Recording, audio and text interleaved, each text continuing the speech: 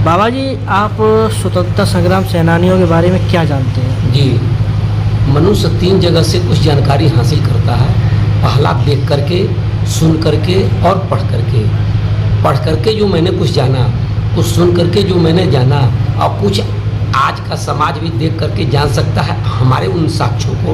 उसमें 1857 से लेकर 1947 तक का जो इतिहास है, मंगल पांडे से लेकर के वर्तमान इन क्रांतिकारियों का, उसमें मेरे पिताजी भी एक क्रांतिकारी थे। सरकार जब 47 के पहले और 1857 के बीच में जिन रिकॉर्डों को लेना चाहिए, जिनके ऊपर इतिहास का सर्वे होना चाहिए, देखना चाहिए, तो संस्कृति मंत्रालय भारत सरकार की, इतिहास संकलन समिति इतिहास विभाग की और अभिलेखागार समिति, यह तीनों मिलकर के काम करना चाहिए, जो नहीं हुई, जो वर्तमान सरकार करने का काम कर रही है। जो अंग्रेजों और स्वतंत्रता संग्राम सेनानियों का जब विवाद हुआ था जी, किस बात को लेकर विवाद हुआ था? अंग्रेज क्या चाहते थे? जी, अंग्रेज इस देश के लोगों को गुलाम समझते थे। इनको स्वतंत्रता नहीं थी कि ये अपनी बात को उन ब्रिटिश हुकूमत के सामने प्रत्यक्ष रूप से रख सकें, अपनी बात को मनवा सकें। ऐसे में उन विचारों की, सिद्धांतों की लड़ाई में विभिन्नता थी। दूसरी बात, उनको लग रहा था मेरी आत्मा को दबाया जा रहा है। जो मानव का जन्मसिद्ध अधिकार है, आत्मा की स्वतंत्रता, आत्मा की आवाज़ को सुनने की, जो उस स्वतंत्रता की परिभाषा के परिधि में स्व मने खुद, तंत्रता मने आत्मा के अनुसार वह दिशा देना, यह काम नहीं हुआ। सरकार का यह कहना, जो जेलों में बंद थे वही स्वतंत्रता संग्राम सेनानी है या जो शहीद हुए। मेरा यह मान्यता है कि स्वतंत्रता की परिभाषा सही रूप से उसका आकलन किया जाए। उसमें आपकी संज्ञानता के लिए बता दें, काशी विद्यापीठ राष्ट्रपिता महात्मा गांधी द्वारा 1921 में निर्माण किया गया। एक अहमदाबाद गुजरात में उन्होंने विद्यापीठ का निर्माण किया, एक रांची में झारखंड में निर्माण किया। आज़ादी के बाद रांची का विद्यापीठ टूट गया। यह दोनों डीम्ड विश्वविद्यालय की श्रेणी में गए। जो उस समय विद्यार्थी या टीचर हुआ जो करते थे, वह अंग्रेजों के सामने भी कुछ कहने में कतराते थे, नहीं बात कह पाते थे और उनकी सुनी नहीं जाती थी। ऐसे में बापू जब 1915 में आए तो पूरे देश का भ्रमण किए 2 साल, और उन्होंने इन विद्यालयों का निर्माण किया। उसी कांड समय में 1919 में जलियांवाला कांड हुआ, उसका भी समुचित रिकॉर्ड नहीं मिलेगा। या जैसे चौरी चौरा हुआ, अब उसका भी समुचित रिकॉर्ड जिस रूप में आना चाहिए नहीं आया। अब कारण, यदि चौरी चौरा का इतिहास देखें तो बाबा राघव दास का इतिहास से उनको किनारे नहीं किया जा सकता। अब बाबा राघव दास की जो फाइलें मैं खुद देखा हूँ, 4 फाइलें हैं दुनिया में, 2 को मैंने अध्ययन किया। अब उन्हीं का पूरा अगर समीक्षा किया जाए, उसका आकलन किया जाए और उसका मूल्यांकन किया जाएगा, तो बहुत कुछ तथ्य उस आज़ादी के समय का आ सकता है। जिस तरह जब विवाद हुए, उसमें जो है अंग्रेजों द्वारा जो उत्पाद मचाया गया, जिसमें मकान भी कई जलाए गए, मकान में भी ढहाए गए, जलाए गए, उनको भी जलाया गया। जैसे मेरे यहाँ एक दुधही में एक व्यक्ति को जिंदा जला दिया गया, जो अभी तक रिकॉर्ड में नहीं आ पाया। ऐसे तमाम लोग हैं। खुद मेरे घर को ढहाने का काम एक्चुअली होता क्या था उस कालखंड में, कि जो जमींदार या बहुत से रियासतें हैं, वह खुद अंग्रेजों से मिल करके ही उनके साथ खड़ी थी, और आज़ादी के बाद भी वही सत्ता में कहीं आकर के उसका माने सुख भोग रही है। इसको भी आज़ादी के बाद इसकी समीक्षा समझनी पड़ेगी, करनी पड़ेगी। जब अंग्रेज अपना आतंक इस देश पे ढा रहे थे जी, उस समय ये स्वतंत्रता संग्राम सेनानी कैसे आगे आए, कैसे इन्होंने अपनी लड़ाई लड़ी? विद्यालयों के माध्यम से, कुछ वकीलों के माध्यम से, कुछ इस देश के संतों के माध्यम से, कुछ समाज के ऐसे, जैसे उसमें पत्रकारों की भी भूमिका, उस समाज के हर वर्ग उसमें लगे, लेकिन उसका जो मूल्यांकन, आकलन होना चाहिए वो नहीं हो पाया। जो स्वतंत्रता संग्राम सेनानी का संगठन कैसे बना? हाँ, उसमें संगठन के रूप में जैसे जो गरम दल के थे, 1906 में गरम दल अलग बन गया, तो उसके कुछ नेतृत्व में जैसे आगे चल करके राम प्रसाद बिस्मिल, सुभाष चंद्र बोस, भगत सिंह, अशफाकुल्ला खान, ये तमाम क्रांतिकारी जो थे, जो गरम दल के थे, उनकी सोच यह थी कि देश मेरे अनुसार आज़ाद होना चाहिए। इसके लिए वो उतारू थे कि हम जान लेंगे और देंगे। उसकी एक घटना मैं संक्षिप्त में आपको बता दूं। जैसा कि असेंबली में भगत सिंह ने बम फेंका, तो उसका जो घटना यह है, वह चाहते थे मेरी भी आवाज़ सुना जाए, किसी को आहत नहीं करना। अंग्रेज मेरी बात को सुने, अगर उसमें यथार्थ तो कुछ समझ में आए तो अंग्रेज मेरी बातों को विचार करके उस देश को जो मेरा है उसको एक दिशा दें, और अंग्रेज नहीं सुना करते थे। ऐसे में उनको असेंबली में बम, अपनी बात को मनवाने के लिए, समझाने के लिए ही उनको असेंबली में बम फेंकना पड़ा, जिसका परिणाम उनको फांसी आगे चल के हो गई, जबकि उनकी नीयत गलत नहीं थी। आज भी देखें तो स्थितियाँ आज भी हैं।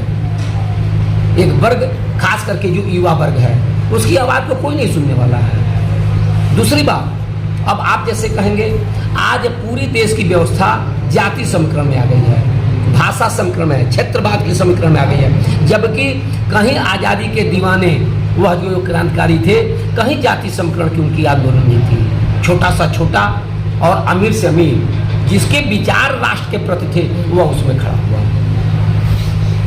ऐसे क्या काम स्वतंत्रता सेनानियों ने किए जो अंग्रेजों को जो है भागने को मजबूर कर दिया? ये आप सही आपने पूछा।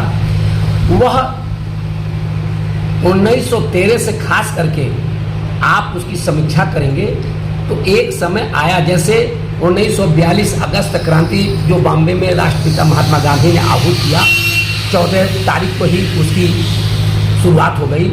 उसमें एक दिन पहले जिसका परिणाम रहा कि उन्होंने नारा दिया कि अंग्रेजों भारत छोड़ो, लेकिन हकीकत यहाँ के जो क्रांतिकारी थे वो पहले से ही यह मान बैठे थे कि अंग्रेजों आप छोड़ेंगे। उसमें विशेष भूमिका सुभाष चंद्र बोस की थी।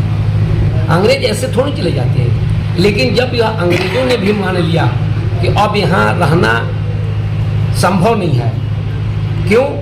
यहाँ से जो पैसे लिए भी जाते थे, वहाँ जैसे लाल डलहौजी, वह लेकर के अपने व्यक्तिगत यूज में करना शुरू किया, वहाँ राष्ट्रीय कोष में कम पैसा जाना शुरू किया।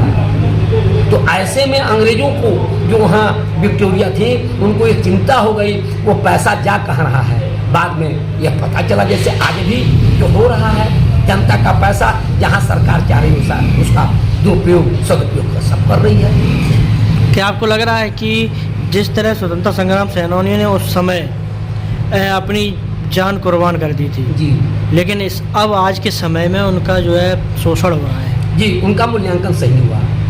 जो उनके सपनों का भारत था, चाहे वो राष्ट्रपिता महात्मा गांधी का आप पढ़ें या सुभाष चंद्र बोस को देखें या किसी भी क्रांतिकारी को, वह उनके सपनों का भारत नहीं बन पा रहा है। आज उनके किताब में ही जैसा कि लिखा है, त्याग और बलिदान का ही इतिहास है। हमारे स्वतंत्रता संग्राम सेनानी कल्याण परिषद के जो डायरेक्टर हैं उनका भी कहना है, और उस समय सरकार माननीय वीर बहादुर सिंह का भी कहना है, लेकिन त्याग का कोई मूल्यांकन ही नहीं हुआ है। वहाँ आज भी स्वार्थ है। इस नाते सही स्वतंत्रता संग्राम सेनानियों का मूल्यांकन हो, उनको खोजा जाए, और उसमें मेरे पिताजी जैसे लाल परिकर राजेंद्र पांडे, जिनका एक स्वच्छ एक इतिहास है, ऐसे तमाम लोग हैं जिनका एक इतिहास संकलन करने की जरूरत है। इन शब्दों के साथ सभी लोगों को, इस देश के उनके उन विचारों को आप जैसे देखेंगे रखेंगे, यह देश सोने का आज भी है और विश्वगुरु आज भी है, बन जाएगा। अच्छा, और जिस समय अंग्रेजों से विवाद हुआ, अंग्रेजों से टकराव हुआ सेनानियों का, उस समय अहम भूमिका किन किन लोगों ने अदा की थी? उसमें समाज का एक वर्ग था जो नाम की बात नहीं समझा, वो चाहता भी नहीं था। जैसा कि मैं पहले आपसे कहा, नरम दल और गरम दल। उसमें एक जो नरम दल के थे, उसमें राष्ट्रपिता महात्मा गांधी के नेतृत्व में, गरम दल के सही रूप से तो लाला लाजपत राय, सुभाष चंद्र बोस, राम प्रसाद बिस्मिल या तमाम ऐसे राजगुरु सुखदेव, तमाम ऐसे लोग थे जिन लोगों ने राष्ट्रीय सोशलिस्ट विचारधारा को लेकर के इन्होंने एक क्रांतिकारी दल बनाया। विचार लक्ष्य एक था आज़ादी इस देश को दिलाना। लेकिन उन युवाओं का, उन क्रांतिकारियों का नहीं सुना जाना, या हिंसा का रूप भी हो गया। लेकिन नियत उनकी गलत नहीं थी। इस नाते जैसा कि आज दिखाया जाता है कि उसमें कई अंग्रेज भी मारे गए, उसमें भी आप देखेंगे तो अंग्रेजों ने जिन पर गोली चलवाया और जिनके द्वारा चलाया गया वो कहीं न कहीं भारतीय थे, ऐसा भी इतिहास में मिलता है। मैं उदाहरण देना चाहूँगा, भगत सिंह बंद थे, राम प्रसाद बिस्मिल भी बंद थे, राजेंद्र लाहिड़ी तमाम बंद थे। वैसे में रोशन सिंह का एक रिश्तेदार था, चाहते तो राम प्रसाद बिस्मिल उस जेल से भाग सकते थे, लेकिन उनका रिश्तेदार कहा कि अगर आप भाग जाएंगे तो मेरा परिवार तहस नहस हो जाएगा, हमारे बच्चे भूखे मर जाएंगे। तो केवल रोशन सिंह उनके मित्र होने के नाते उन्होंने उनकी बात को मान करके वो भगने का काम किया। ऐसे क्रांतिकारियों का जीवन जो था वो आदरणीय, वंदनीय, अभिनंदनीय रहा है। एक सरकार ने इसमें सही काम किया कि उनके इतिहास के संकलन को, जैसे हमारे कुशीनगर के डॉक्टर बाल मुकुंद जी हैं, वहाँ के प्रोफेसर्स हैं, इस समय 250 से ऊपर प्रोफेसर्स लग करके दिल्ली में इनका पूरा इतिहास संकलन का काम कर रहे हैं। संस्कृति मंत्रालय को अभी उन्होंने आदेश रखा है। मैं खुद इस पक्ष में हूँ कि हर जनपदों में यह क्रांतिकारियों की, जैसे मेरे पिताजी की भी एक सोच थी कि हर जनपदों में अपने जनपद का एक इतिहास और उन क्रांतिकारियों का अगर कुछ है 1947 के पहले को, तो उसको राष्ट्रीय धरोहर के रूप में उसको रखा जाए, ताकि आने वाली पीढ़ी भी समझे। जैसे मैंने अभी आपको दिखाया वो पत्र फोटो, वो निश्चित रूप से राष्ट्र की धरोहर के रूप में है। उसको क्या है, अब सरकार समीक्षा कर ले। जैसा कि मुझे जानकारी है, लखनऊ में है अभिलेखागार में, उस काशी विद्यापीठ का भी वहाँ के विद्यालयों का है। मैंने इस संदर्भ में सरकार को भी लिखा, सरकार कह रही है कि इसको खुद को पता आपको करना होगा। तो जिस चीज को मैंने किताब निकाला, लिखा, तो सरकार का भी दायित्व तो बनता है उसको देख करके उसको मान्यता दें, और जिस विभाग को है, चाहे संस्कृति मंत्रालय हो या इतिहास संकलन समिति को हो या अभिलेखागार को, उसको रखा जाए, मुझे एक प्रमाण पत्र दिया जाए, एक उसका सही मूल्यांकन किया जाए। लगभग यूपी के हर जिले से जो है स्वतंत्रता संग्राम सेनानियों ने अपना प्रदर्शन किया था जी, विवाद। करीब ऐसे में 7.5 लाख एक रिकॉर्ड है कि जिसमें रखा, तो मैंने करीब आते हैं, जिसमें सरकार से मैंने पूछा है सूचना के अधिकार के अंतर्गत, तो केंद्र से 1,73,000 पेंशनधारी हैं, करीब करीब इतनी के उत्तर प्रदेश में भी हैं, लेकिन उनका समुचित जो रिकॉर्ड है वह स्पष्ट नहीं है। ऐसे में सरकार उस दिशा में कुछ काम कर रही है जो वह सरकार और इस देश के लिए अच्छी एक शुभ के संकेत है। स्वतंत्रता संग्राम सेनानियों के लिए सरकार को और क्या करना चाहिए जो आगे की आने वाली पीढ़ी सेनानियों के बारे में जाने? थोड़ा सा मेरी अपनी विचार से मैं बहुत सहमत नहीं हूँ। 1972 में श्रीमती इंदिरा गांधी ने स्वतंत्रता संग्राम सेनानियों को सम्मानित करने का काम किया, लेकिन वही इंदिरा गांधी 1975-76 में जो देश के साथ किया, कहीं न कहीं वह बहुत व्यापकता से अगर देखें तो लोकतंत्र सेनानी यानी लोकतंत्र पर एक कुठाराघात भी की, जो विस्तार से देखने पर बहुत अच्छा नहीं कहा जा सकता। ऐसे में स्वतंत्रता संग्राम सेनानी की एक मेरे देखने से विचार को आहत हुई, जो कदापि उसको अच्छा नहीं कहा जा सकता। अच्छा, ये अंग्रेजों की और सेनानियों के विवाद के बाद इतने प्रधानमंत्री बदल गए, कई प्रधानमंत्री बदल गए, कई आए कई चले गए, किन्होंने जो है, किस प्रधानमंत्री ने तवज्जो दी आपके सेना? ये श्रीमती इंदिरा गांधी जी है।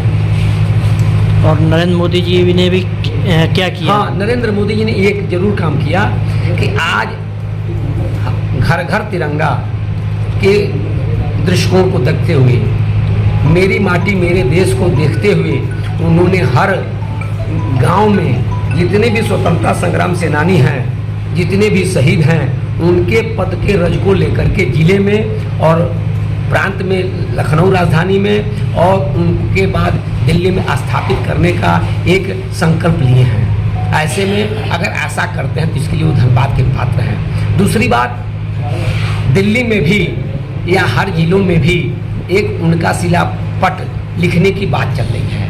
ऐसे में ऐसे जो अज्ञात भी स्वतंत्रता संग्राम सेनानी या शहीद परिवार हैं उनका भी उसमें नाम दर्ज होगा, यह मैं कामना